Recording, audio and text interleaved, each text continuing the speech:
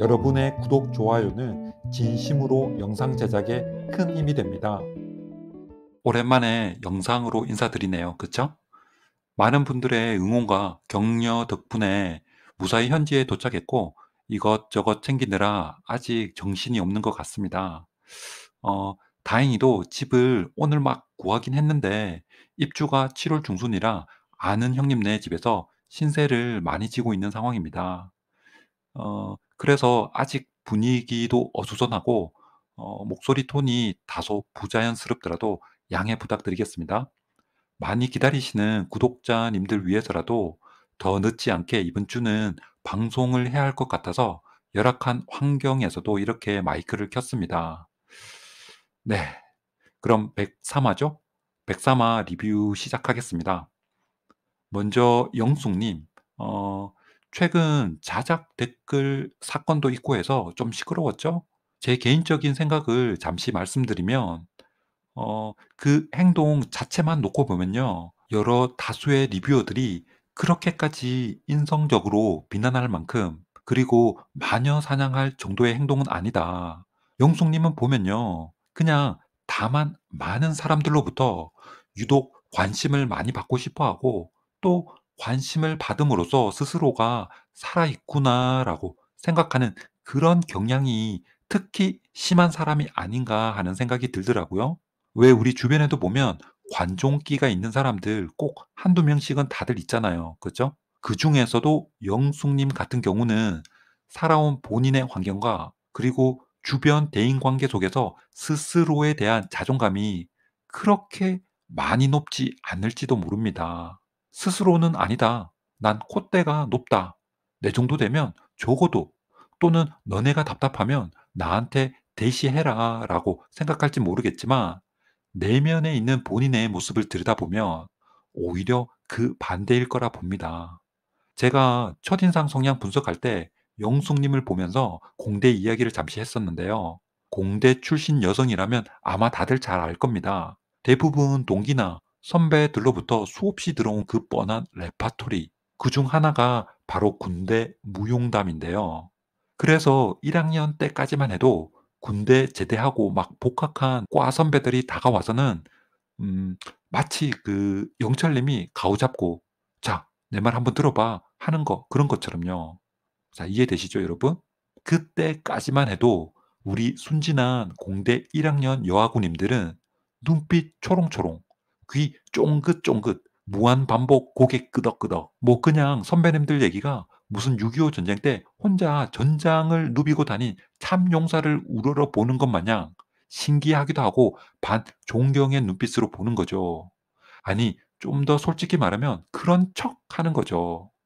선배들 눈에는 우리 20살 여아구님들이 애기처럼 보일진 몰라도 재미있는 이야기와 재미없는 이야기 정도는 구분할 줄 아는 성인인 거죠. 그냥 선배니까 들어주는 거고, 그리고 아직 때묻지 않았잖아요. 그쵸? 또 배려 차원에서 리액션도 최고로 띄워주는 겁니다. 하지만 2학년 되면요. 이미 공대 여학우님들 50%는 군대 이야기하는 선배들 슬슬 피하기 시작합니다. 아니, 그냥 자리 피합니다. 왜냐? 그때는 동기들 중 절반 넘게 이미 군대에 있고 또 그들과 가끔 연락하면서 지겹게 듣는 이야기가 바로 군대 이야기입니다. 또 공대 특성상 1, 2학년 여학생들이 만나는 남자친구의 대부분은 과 선배일 확률이 아주 높습니다. 그럼 지겹도록 듣는 게 바로 또 군대 이야기죠. 그때는 이미 알 거 다 압니다. 무슨 지역에 무슨 부대 딱 나오면요. 대충 감 다 잡습니다. 그러다 3, 4학년 되잖아요. 뭐 그때는 더 이상 군대 이야기 들을 일도 없습니다. 같은 학년인 3, 4학년 남자 선배들도 취직 이야기만 하겠죠. 그쵸? 그래서 공대 2학년 때 이미 졸업한 군대 이야기를 지금 나는 솔로에서 다시 마주하게 되는 영숙님. 영숙님 기분이 어떨까요, 여러분? 당연히 심심하고 공감도 안 되고 더욱이 관종기가 있는 영숙님 같은 경우는 더더욱 그렇지 않을까요? 전날 저녁까지만 해도 사람들 앞에서 영철님이 어구, 우리 영숙이 이쁘지 않아요? 라고 끊임없이 띄워줬는데 갑자기 군대 이야기에 더욱이 본인이 뭔가 대화에 있어서 중심이 되지 못하는 이 어색한 분위기. 영숙님에게는 아주 혹독한 시간이고 다른 사람들보다도 시간이 더욱 더디게 가지 않았을까 합니다. 그래서 영숙님은 여자 숙소로 돌아가는데 돌아가서 순자님과 만나면서 뭔가 화제를 돌려보기 위해서 생각해낸 아이디어가 바로 제비뽑기 랜덤 산책하는 거죠. 뭐 제가 봤을 때도 그런 생각 나쁘지 않다고 봅니다. 나는 솔로에 왔으면 상대방에게 집중하는 데 시간과 에너지를 써야지 뻔한 군대 이야기 할 바에 그게 훨씬 나은 거죠. 그쵸? 자, 그래서 다시 돌아온 영숙님. 사람들 모여있는 거실 문을 열고는 잠시 멈춰서서 모두를 바라보고 그냥 서 있죠. 그러고는 나 심심해요 라고 하는데 자, 이 말은 곧 나 심심하니 나한테 시선 집중해 주세요. 나 좀 바라봐 주세요. 하는 딱 그런 거죠. 어쨌든 그렇게 해서 영숙님의 계획대로 제비뽑기 랜덤 산책을 하게 되죠. 자, 여기서 영숙님은 영호님과 커플이 되는데요. 의외로 두 분이서 대화가 잘 맞는 것 같죠? 나이도 동갑이고 또 운동이라는 공통된 관심사가 있고 그리고 규칙적인 생활 패턴. 음. 근데 영호님은 영숙님과의 대화에서 상대와 잘 맞으면 5시간도 웃겨줄 수 있다고 하는데 어 지금까지 보여준 영호님 모습에서는 그런 부분들이 잘 연상되진 않는데요. 그냥 영호님 잘 맞춰 주고 하는 이야기에 잘 웃어 주고 그런 상대를 원하지 않나. 네, 그런 생각이 드는데요. 그리고 이어지는 인터뷰에서도 서로에 대한 강한 관심까지는 아니더라도 어느 정도 호감은 있다라는 걸 알 수 있는데요. 음. 그럼 이쯤에서 두 사람의 커플 매칭 가능성을 예측해 보기 위해 영호님, 영숙님 각자의 이상형에 대해서 다시 한번 짚어 보도록 하겠습니다. 먼저 영호님. 영호님은 사전 인터뷰에서는 "돈 잘 벌고 뭔가 배울 점이 있는 이성이었으면 좋겠다."라고 했지만 정작 자기소개 때는 마음 넓고 잘 맞고 또 개그 코드가 서로 잘 맞는 사람이라고 답했었죠. 이게 뭔가 사전 인터뷰 때와는 매칭이 안 되는 부분인데요.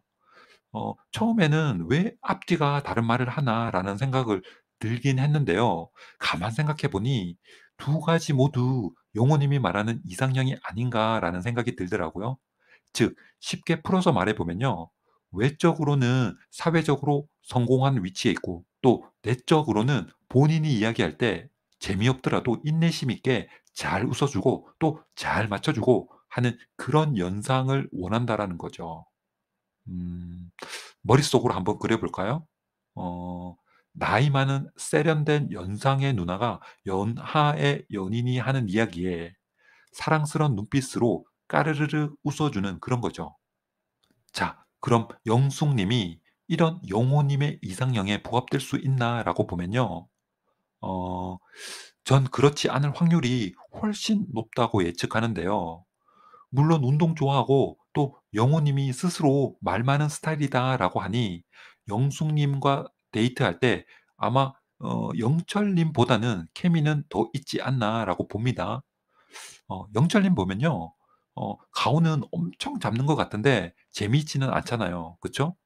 지난 방송에서도 영숙님 환심 사기 위해서 영숙님 따라서 상추를 우거적 먹는 모습 나오던데 어 그런 모습이 '사랑에 빠진 귀여운 남자의 모습이다.'라고 보실 분들이 있을지 몰라도 제가 볼 땐 영철 님께는 좀 미안하지만 그냥 줏대 없는 빙구처럼 보이더라고요. 빙구처럼.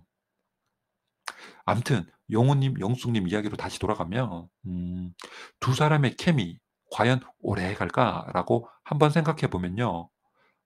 전 그렇지 않다고 봅니다. 영숙님은 일단 남자 앞에서 인내심 있게 배려하는 그런 스타일은 아닙니다. 많은 남성들을 겪어온 그 과정 속에서 조금만 본인에게 지루한 이야기 또는 흥미없는 데이트가 이어진다면 금세라도 실증을 내며 따분해 할 겁니다. 결국 쉽게 말해 영숙님이 선호하는 이성상은 뭐냐면요. 그런 겁니다. 본인을 지속적으로 안달나게 하고 또 흥미롭게 만들며 만날 때마다 다채로운 모습을 보여줄 수 있는 어디로 튈지 모르는 그런 사람에게 호기심과 매력을 강하게 끌린다라는 겁니다. 사전 인터뷰에서도 그랬잖아요. 본인에게는 잘해주는 나쁜 남자가 이상형이라고. 제가 볼 때 여기서 말하는 나쁜 남자는 영숙님의 입장에서 보면요. 금방 그 성향이 파악되고 또 무난한 그런 타입의 남자는 아니라는 겁니다. 뭔가 홍길동 마냥 동해 번쩍, 서해 번쩍 가듯 본인으로 하여금 계속 흥미를 유발해 줄 수 있는 그런 남자를 이야기하는 걸 겁니다. 즉, 본인을 좋아해 주기보다 본인이 먼저 구미가 당겨야 한다라는 거죠. 좋아하면 헬스장으로 오라라고 했지만 오히려 본인이 헬스장으로 뛰어가겠죠. 그쵸?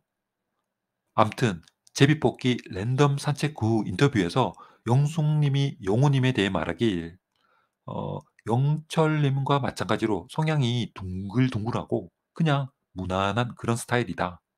그리고 티키타카 잘 되는 모습을 보고는 오잉? 이런 면이 있었나 하면서 호기심이 좀 생기는 걸로 보였었죠.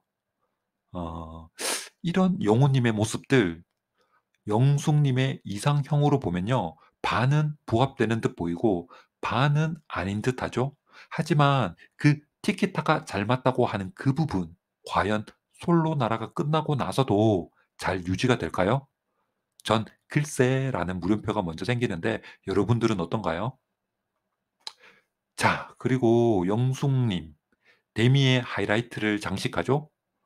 다음 주 방송 예고에서 입에 상추 물고 용호님에게 그러죠. 용호, 너 긴 바지 입고 와. 잠바도 입고 와. 라고 상여자처럼. 자, 이게 바로 영숙님인 겁니다.